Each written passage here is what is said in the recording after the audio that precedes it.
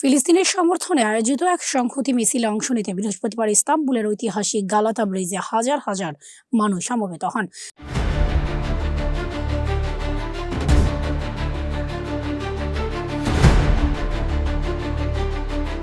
নতুন বছরের প্রথম দিনে হিউম্যানিটি অ্যালায়েন্স এবং ন্যাশনাল উইল প্ল্যাটফর্ম এই কর্মসূচির আয়োজন করে।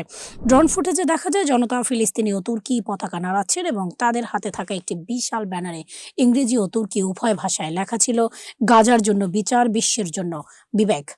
আনাদোলো নিউজ এজেন্সির তথ্য মতে, আমরা আত্মসমর্পণ করব না, আমরা চুপ থাকবো না এবং আমরা ফিলিস্তিনিকে ভুলব না, এই স্লোগানকে সামনে রেখে 400টিরও বেশি নাগরিক সংগঠন এই মিছিলে অংশগ্রহণ করে। সংস্থাটি আরও জানায়, অংশগ্রহণকারীরা গালাতা ব্রিজের দিকে পদযাত্রা করার আগে ইস্তাম্বুলের বিখ্যাত আয়া সোফিয়া, সুলতান আহমেদ, ফাতি, সুলাইমানিয়া এবং নিউ মস্কো সহ প্রধান মসজিদগুলোতে ফজরের নামাজ আদায় করেন। হামাস ও ইসরায়েল একটি যুদ্ধবিরতি চুক্তিতে পৌঁছেছে, যা 20 দফা ট্রাম্প প্ল্যানের আওতায় 10 অক্টোবর থেকে কার্যকর হয়েছে। এই চুক্তির মূল বিধানগুলোর মধ্যে রয়েছে তাৎক্ষণিক যুদ্ধবিরতি, জীবিত ও মৃত সকল জিম্মির মুক্তি এবং মানবিক সহায়তার প্রবেশ নিশ্চিত করা।